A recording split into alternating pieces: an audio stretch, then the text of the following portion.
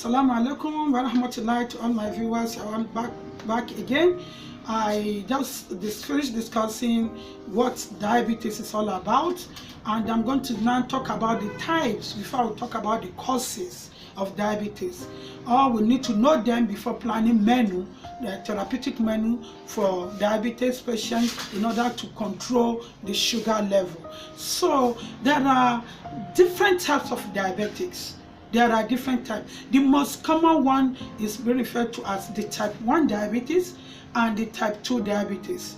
And then we have gestational diabetes that occur among only pregnant women. And then we have cystic fibrosis diabetes. It's a kind of disease condition that has to do with the problem of the gene that give room for fluid to flow in the body system.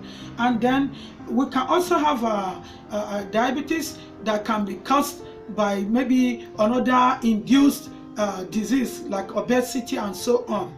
So for the type 1 diabetes, it is called juvenile diabetes because it's very common among children and young people up to young adults, and it is a kind of hormonal obstruction or a kind of immune system problem whereby the pancreas that secreted insulin will begin to have problem and will not be able to secrete enough insulin for proper breaking down of the sugar in the bloodstream, or maybe the person will now not be able to produce insulin due to other reasons, or the insulin that will be produced will not be enough to break down all the sugars in the system. So we call it type 1 diabetes, and it also has a kind of dietary management in which I'm going to discuss.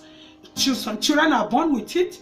Some babies are born with it. Some children, as they're growing up, begin to have type 1 diabetes. Sometimes even elderly people will just suddenly develop type 1 diabetes. And the second one is type 2 diabetes, which is even if the insulin are secreted into the GIT tract, it cannot function properly. The food is resistant to it. It will not break down the sugar due to excess intake of food, that the end product is excessive glucose within the bloodstream.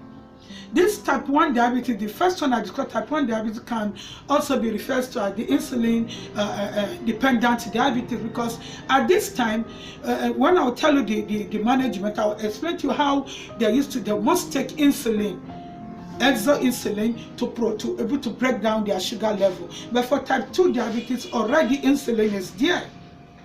This hormone that breaks sugar level is not functioning. It's not breaking out the sugar. It's not removing sugar from the bloodstream and take to the liver or the muscles to work. The blood is still occupied with a lot of glucose, and then begin to lead to some signs and symptoms, and then discomfort. While the gestational diabetes, we cannot say it's type 1 or type 2. Some 2. It is only common among women.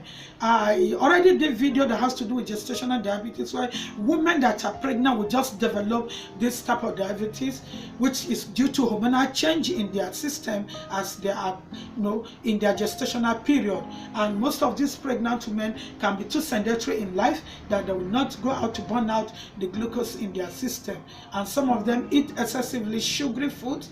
They take sugary drinks, thinking as a kind of gravy during pregnancy. That is how most of them develop this type of system. And this one we call cystic fibrosis diabetes is common, but it's not too common like the other type of diabetes, because at this time around, the disease condition called cystic fibrosis is the dysfunction of certain gene in that person's body that will not give room for anything liquid to flow, and then every liquid or fluid in the body will become sticky, including insulin, and then it will not be able to break down and remove glucose within the bloodstream. With all this type together, other types can also occur, but there are risk factors that leads to one type of diabetes and the other type of diabetes. All diabetes has to do. Thank you very much.